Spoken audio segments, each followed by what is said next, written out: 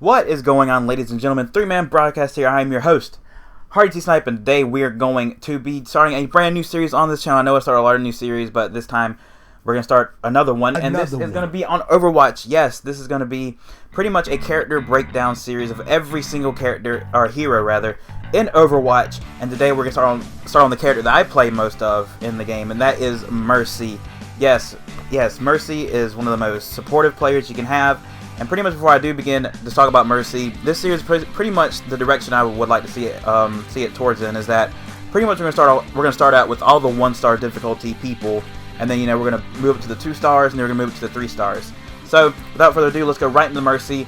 And as you can see on the screen right now, before we do begin, this is what I like to this is what I invented, I guess, in sort of the game. This is what I like to call the depth of battle, and pretty much what this is pretty much where your character needs to be when you're doing a battle, whether it be a control point, a payload moving, or any type of major battle type, certain area. Where should your character be in a certain situation when a battle decides to take place? And pretty much for Mercy, it's pretty much I think it's weird. I'm going to choose 2 different spots. It's going to be a medium range or long range type character. I believe Mercy should be, just because she is a great healer.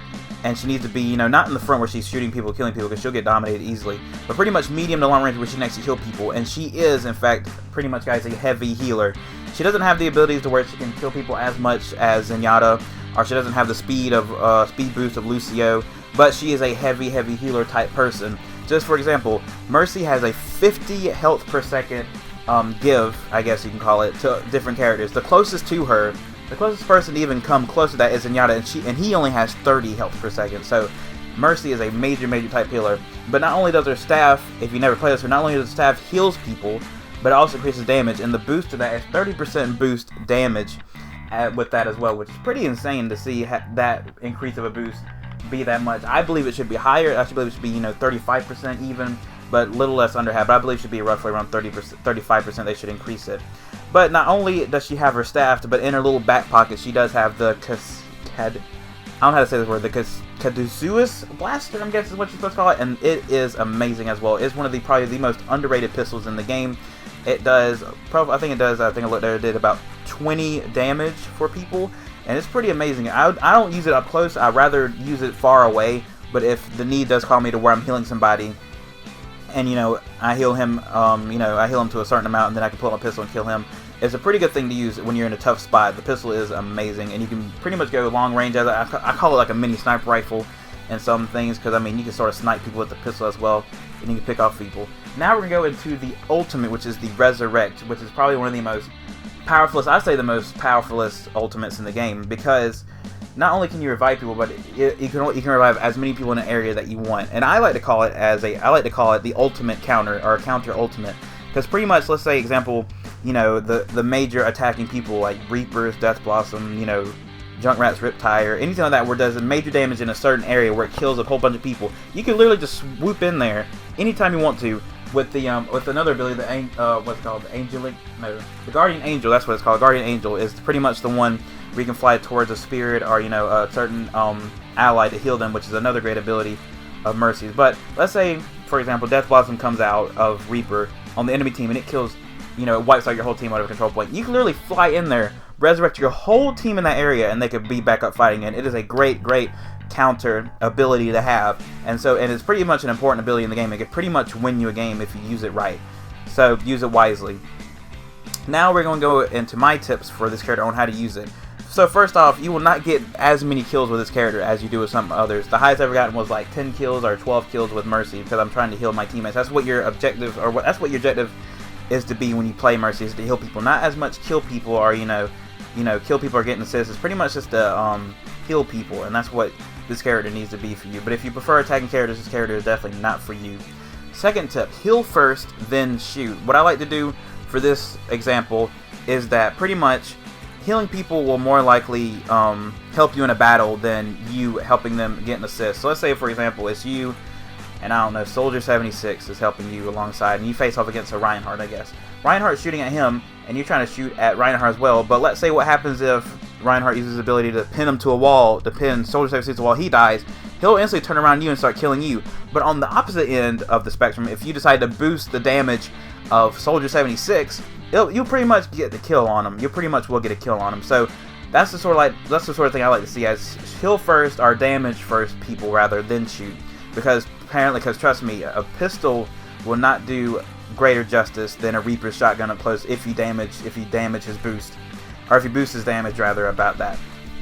Third tip: some characters do not need healing. Yes, I know as a healer you're supposed to say, oh, I don't care about what your health is. If you're low on health, I will revive you. Blah blah blah blah blah blah. But let's take a look at the facts, people. There are characters in this game that already have their self-healing. Soldier 76 Bionic Field, Maze Ice Wall, Roadhog's little gas tank that he sucks in, whatever he does. Each of those characters have a healing ability that they have in themselves, including Bastion, who has a repair healing type ability. Now I do say that that you should damage boost Bastion just because of his turrets. It's so OP that when you boost his damage on his turret, you're pretty much unstoppable, especially with a Reinhardt shield in front of it and you. But sometimes you don't need to heal those type of players. Let's say a Reaper is getting smacked over here, but yet there's a critical injured Roadhog. I would go for the Reaper to heal over Roadhog, because Roadhog, he can automatically use his ability to self-heal. So I would stay away from those type of characters that can self-heal when you don't need to heal them, unless they already use their ability and they're getting so trashed that they need to heal. But make sure to actually look at your whole team breakdown and see which one do you think needs to be healed more. And that's what go right into the fourth topic is: stick to the tanks and defense heroes. You'll rack up major points. I don't know how many points you'll get. I've gotten at least, I gotten 13,000 points one time for healing just a Bastion and, damage boosting a Bastion, because when you heal those type of players, it gives you so many points to have. I'm not saying just specifically heal those type of players, but put them on your priority list, because those guys, they have high health ranges to where if they're really low, you can heal them and they'll give you points on points on points to heal them up. And especially with like I said, a Bastion, a turret boost will definitely give you points in the end. So and Reinhardt for health, for example, Reinhardt has a shield, somebody might come around behind him, pick him off, you can heal him as well for major boosts as well.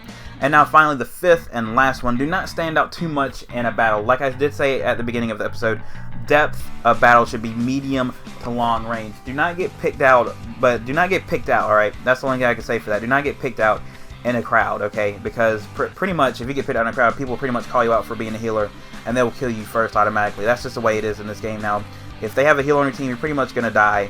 You're pretty much going to be a top priority for the enemy team. Not saying that's a bad thing, but stay close to your team, but not stay close to the team to where you can be behind them, sorta. But don't be too far out to where you can get picked off by a Widowmaker or a Genji, anything type like that, or a Hanzo, anything like that. And pretty much, and then the next tip, the sixth tip, is that I know it's weird to say this, but you have, as a Mercy player, you probably have, if you play them a lot, you probably notice as well that you have a different set of eyes from the other players. Let's say pretty much when people go out to play Overwatch and they're pretty much attacking, their mindset is on that one objective or one control point. As a Mercy player, you don't see yourself as, oh, I'm going to go capture that defense point. You pretty much see yourself as, oh, I'm going to heal my teammates.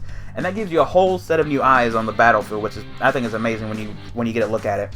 Because pretty much if you are a healer as Mercy, pretty much the majority of the team, when you see them, it's pretty much their eyes are going to be on that one objective. Your eyes are like, their eyes are in one direction, to the objective, let's go. But your objective is pretty much to heal your teammates. Your eyes are everywhere. So pretty much, so that's why I'm pretty much getting confused in my words here, but your objective is mostly to heal your teammates, and you have a different set of eyes on the battlefield. You can look around 360 and look around yourself. Communication is key with Mercy, because you're pretty much in the back line. So if somebody comes around and tries to flank the whole team, you're going to be the first one to you should be the first person to call it out. Say, hey, there's a Hanzo behind us, Widowmaker sniping us behind, we need to go and heal him. And let's say, I can say, hey Reaper, I can follow you up there and damage boost you up there, and we can get the kill on him or her, which is a pretty cool thing to have when you're as a Mercy player, because you're not really on the objective as much. You pretty much have open eyes everywhere, because you got to look at each character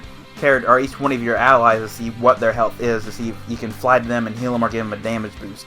And last but not least, before we end this episode, as a Mercy player and as people playing as different heroes besides Mercy, and if there is a Mercy on your team and they are healing you so much and you get the play of the game, I've seen this so many times, so many times, you get the play of the game and right on the top left, like on the bottom left screen, it says healing by the Mercy player.